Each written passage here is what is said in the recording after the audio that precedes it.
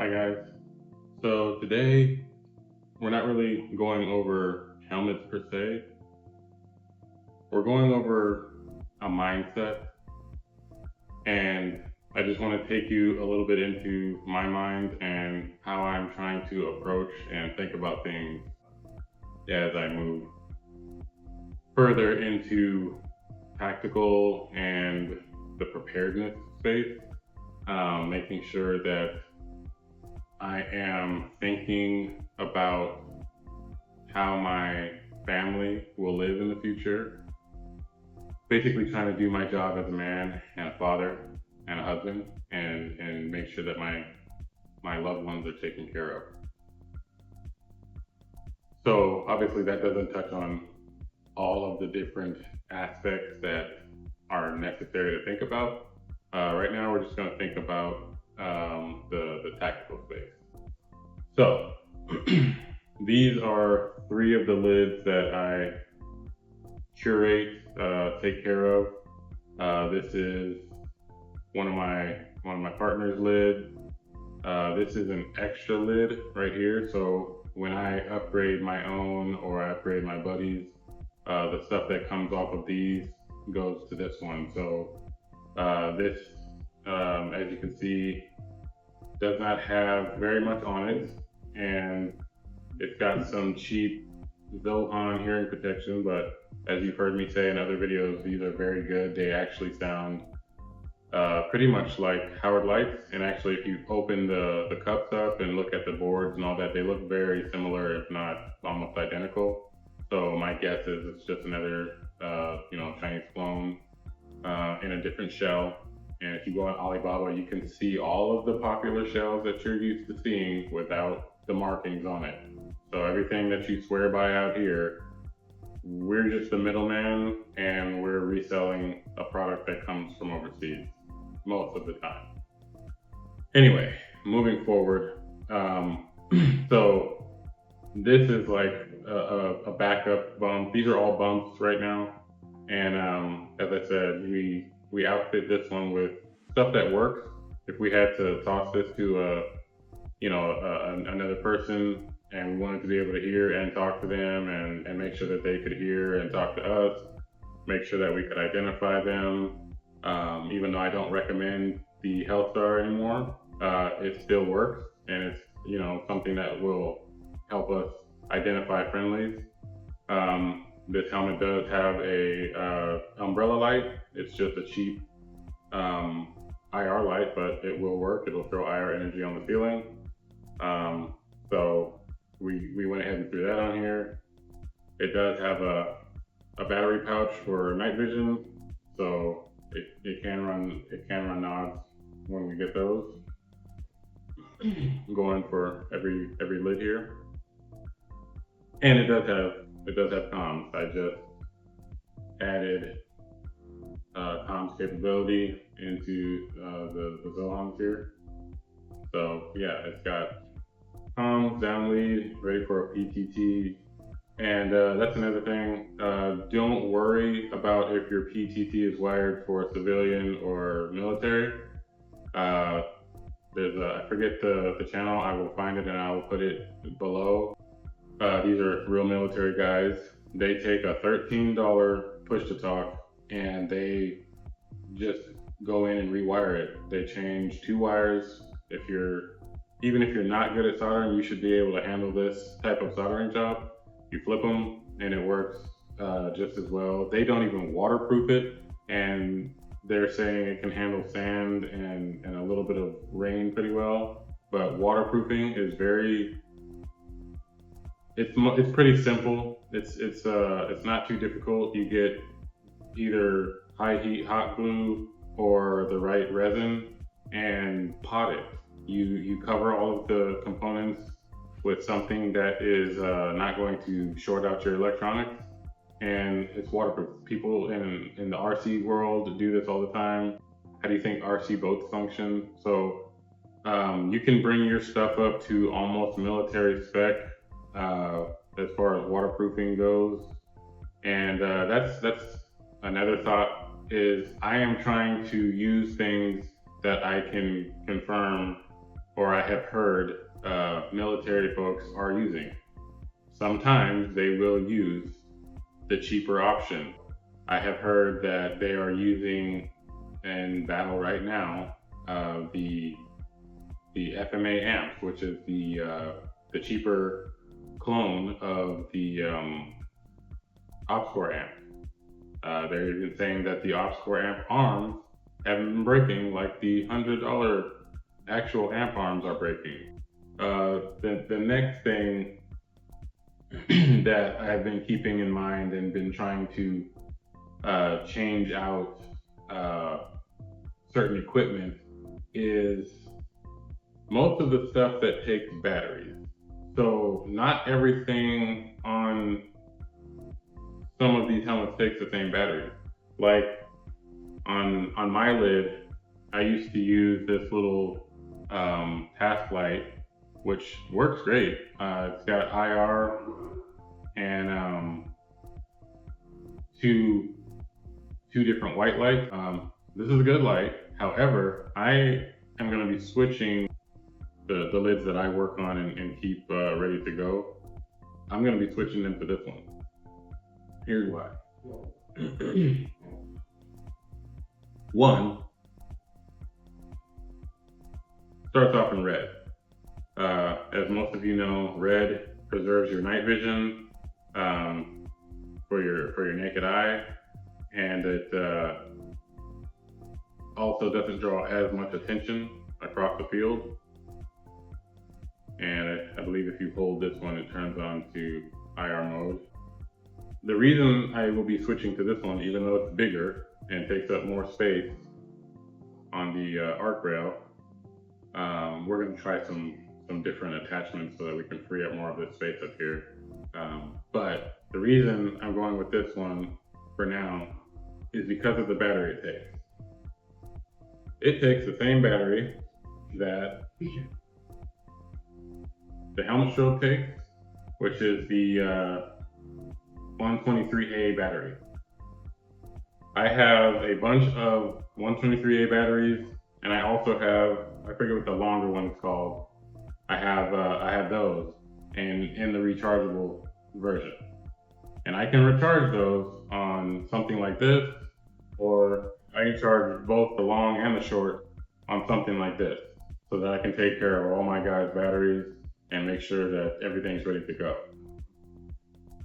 Making sure that all of the different batteries that you have to keep up with are as similar as possible is a game changer, and maybe the reason why certain things are used. So even our laser units, they use two 123A batteries, and that means that there's continuity across the board. I know that if I have those batteries, I can power everything on everybody's gear. Okay, so that's something that I'm thinking of as well, trying to keep all of the batteries the same type of battery. And as I said earlier, don't worry about the push to talk. This is like a $13, or it's probably gone up a little bit now, but it's probably still under $20. Push to talk, wired for 10 more, but you can get them wired for other things if you need to. If you open this up, if it's not working for your radio, you can open this up and rewire it. If you're hearing the talking coming out of the microphone and nobody else can hear you, it's probably wired in reverse. I don't remember if that means it's NATO wired or civilian wired, but all that means is you have to just pop those screws out right there. It'll come in half, and there's a little board with I think 3 wires on it. Watch the video that I'm linking. They will tell you which wires to mess with. I'm not going to tell you which ones because I can't remember, but watch that video. They'll tell you which ones to mess with to switch it and have it wired for what you're using, okay? So you don't have to get the $100 ones. You don't have to go to somebody that says, oh, we wire the civilian ones to military for you, or vice versa. You can do it yourself. It's very easy. It's very cheap. Don't spend extra money for people that know more than you. You can know more. Okay, get online and learn. It's not that difficult. While I'm talking about getting online and learning, I want to recommend that you go and subscribe to the Gideon Security Group channel. They don't really have, maybe, I think they have like one or two videos that are their own. They're not doing the YouTube thing to actually do YouTube. They're trying to educate a large amount of people to know how to do this type of stuff, as well as just regular living. They show you how to get property. They show you how to protect that property. When you don't want to use plumbing or any of that nasty stuff, because with plumbing, and I can say from personal experience, within the last year, we've had multiple different plumbing companies coming out here fixing stuff, especially if you have a very old house. It has been driving me crazy. So I personally do not want plumbing in the house that I will be living in the future. If I build it or if I move into a different one, I do not plan on using conventional plumbing. I'm not a plumber. I'm not interested in being a plumber, and I'm not interested in having plumbers or any other person that is not part of my immediate group of people coming onto my property. So that means I've got to exclude plumbing. Gideon Security Group has videos showing you how to eliminate the municipalities and the stuff that we have become used to living in the city. So I highly, highly recommend checking that channel out and subscribing and learning. They also take you through some military style training. I think it's informed by military folks, but they set it up kind of in a 18 X-ray pipeline type deal, kind of.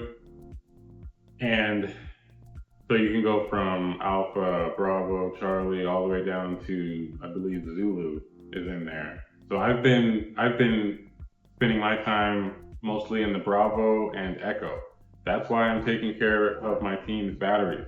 Okay, that's one of the occupations of the Echo. The Bravo curates and takes care of all the firearms. He also will do most of the firearm training and modifying of firearms, building of firearms. Learn how to build your own firearms, guys. They're trying to strip those from us every day, so learn how to build them. I'm not going to go into too much detail, but we all know you can build certain firearms very easy. That's the reason I chose the certain firearms that I chose, not because I absolutely love them. It's not about what looks cool or any of that. I need it to work. I need it to be easy to maintain, easy to build. Parts availability is very important. So just start thinking about some of that stuff and why you're going to be using it and is it going to work for you, okay? All of these cheap clones can be potted and waterproofed.